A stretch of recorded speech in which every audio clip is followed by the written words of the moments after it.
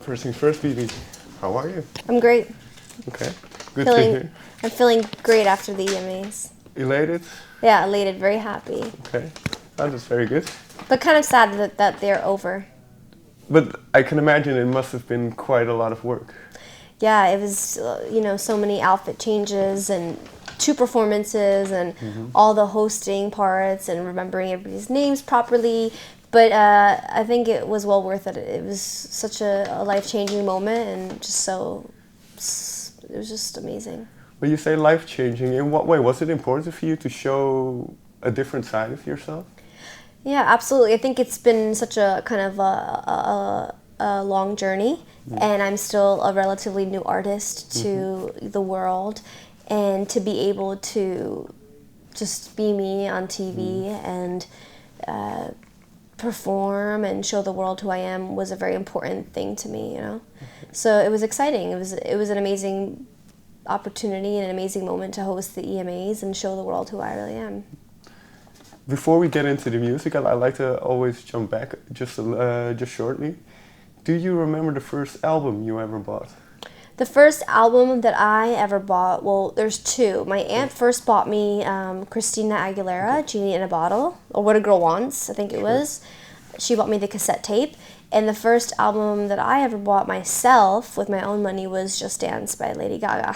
Okay. And of the 2, which one do you prefer in hindsight? They're both incredible, and they're both amazing. I think Just Dance was such an incredible album for Gaga, and it was so fresh and new, and she brought dancing to the pop radio, and that was incredible, and pop culture. And I think Christina Aguilera, the What a Girl Wants, was, I was very young, so I was a very young girl first listening. That was my first cassette tape ever, so that was life-changing for me. So they're both very different. At that moment, because like you say, you were quite young, did you know you wanted to pursue music? Yeah, I wanted to be in music ever since I was 4 years old. Okay. I remember watching Disney Channel and Nickelodeon and singing along and wanting to be on the shows and sing and whatnot. And well, obviously you're from Albanian descent. Did Albanian music factor into anything? Absolutely. Albanian music has a lot of drums and accordions and clarinets and a lot of really beautiful melodies. So it definitely, the music and the culture definitely inspired me music-wise, stylistically, and especially with fashion as well, And as me as a whole, as a human, my culture and my father being from Albania and my mother being from Albania was a very big part of who I am today.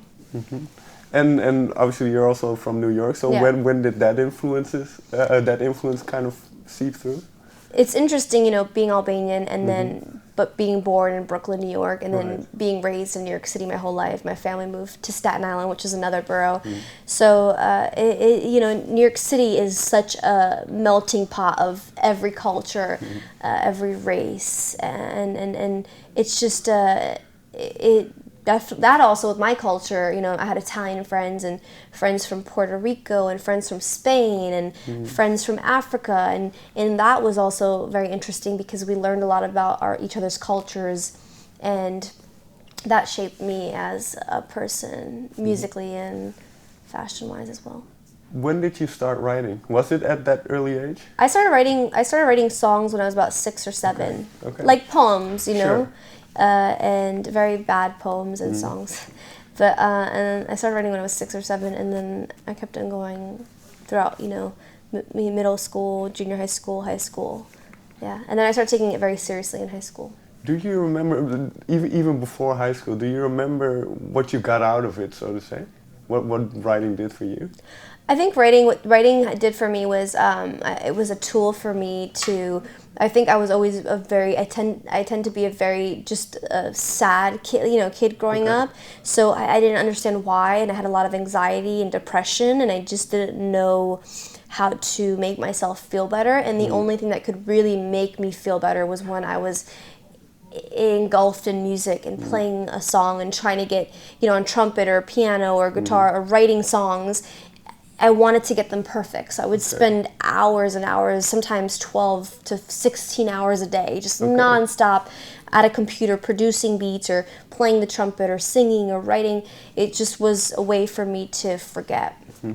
And well, do you remember such an occasion? Maybe the first song that you were really proud of, or something that you thought, well, now I'm onto something. I mean, there were so many songs that I wrote. You know, the first song that I ever got, you know, really some attention for was a song called "Let Me Know." I was in a girl group, and it was me with 2 other girls, and we were in the same high school, and we entered it into a contest, and Chris Brown was there, and he called out our names, and we got chosen as like the best teen songwriters, and it was such a cool moment. And I was like, wow, I can really do this. So I really remember that song. It was called "Let Me Know." So. Do you remember where that song came from? What kind of sparked it? It was just about like, I wanted to know if a guy liked me. So it was like, let me know if you like me or not. Right. And well, and I suppose to this day, do you draw from your own life experiences? I think the best songs are songs that we can write about, you know, that have to do with real life experiences. And I think people can sense that and feel that. And I think the art to writing a great song is really just writing about something real and putting it in the song. And that is really hard because it's about writing lyrics that mean something to you, but then also putting them to a good, you know, just because I can write anything right now and put, you know, melody to it and put some chords, but it doesn't mean it's going to be good, you know? So I think the hard part is writing something that's real and putting a good melody behind it and writing good lyrics and you connecting to that place, you know? Early in your career then, was it difficult? Because like you say, you have this personal connection to songs. It has to come from a real place. So was it difficult then letting those songs go and having other people do it? You know, it's, I say you know so much. I'm like, it's hard giving away songs every time because it comes, I never write a song just to give away. I always write songs for my therapy. And every song that I ever write has a place in my heart and is a part of me. And, you know, especially with The Monster with Eminem and Rihanna, that song was a record about accepting myself. And it was my version of like being like, this is who I am, and I might be a little crazy and I'm not perfect, but the song is, I'm singing the song to myself, like I have to accept myself. And every song has an important place in my heart. But, you know, I think sometimes songs have different homes and different destinies. So when I give a song away, I'm very like, I know that I'm giving it away and, you know, okaying it. And I'll give a song away if I know that it'll get, you know, at the time with The Monster with Eminem and Rihanna, I knew that I didn't have the platform to really have people hear it so quickly. And so the fact that, you know, Eminem and Rihanna were able to really maximize that made me really happy because I know, well, I hope it helped people, you know. Sure.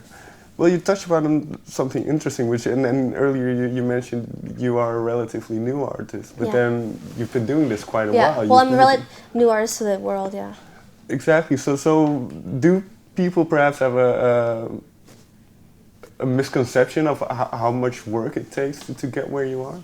I think there's the 10,000 hour rule. I think that's a very real rule. I've been in the music business for 10 years now, like really 10 years going at it, traveling for a very long time.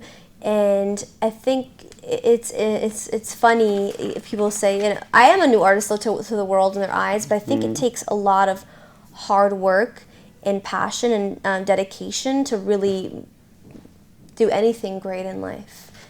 What then drives you? This might be a difficult question to answer, but what drives you?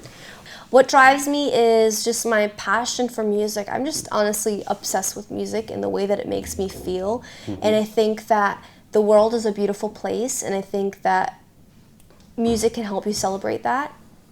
And I also think that the world can also be a very dark and sad place, and I think that music can also help you there as well. And it's just, it's like I say, it's a therapy, and it's a way to release all those emotions, and it helps make life more enjoyable, and it helps you get through. Well, okay, let's jump a little bit into the album then, because it felt like, well, let me ask this: do you consider it a breakup record? My album is called All Your Fault. It's A.Y.F. And it originally started out as a breakup album. My ex-boyfriend broke my heart, and I ended up becoming this very bitter, depressed, upset, because I was so in love, and he just broke up with me through a text message while I was on tour. And I was like, it's all your fault that I'm this, bitter and sad person. But then as the album went on, I became this stronger woman and was starting to know myself and very proud of myself and working hard. And I wrote a song called Bad Bitch, which is with Ty Dolla $ign. And it's actually about being strong. It's an independent, a strong, independent woman track. And I think the All Your Fault now, what it means to me is, yeah, it's all your fault that I'm a strong, bad bitch. Okay. And you created this, and you were the reasoning for this. So the album started out as a breakup album, but it ends up being more about being a strong woman and growing kind of in my own shoes. So I think that's the beauty of the album, of writing it in over a year and a half. Sure. It's like a journey.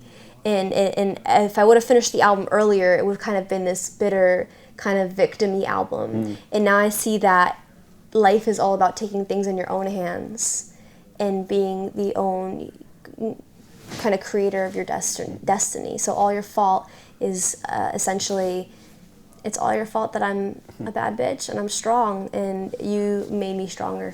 Final question then, because my time is up. I have to mention Martin Garrix, and, yes. And I read somewhere about that you go on gut feeling when doing collaborations. Yes. So what was it about Martin that made it work for you?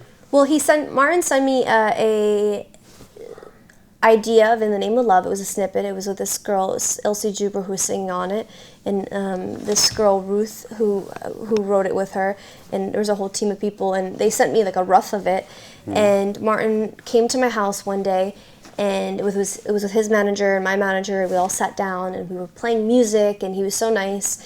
And I went into the studio and cut the vocals and kind of changed some of those things around to make it my own and change up the chorus a little bit.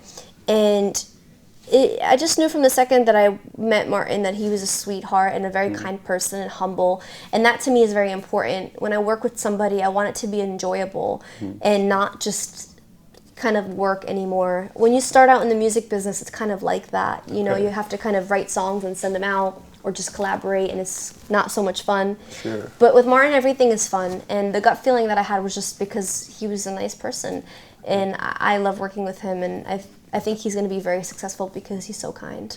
Okay. Thank you very much for your time. Thank you. Thank you.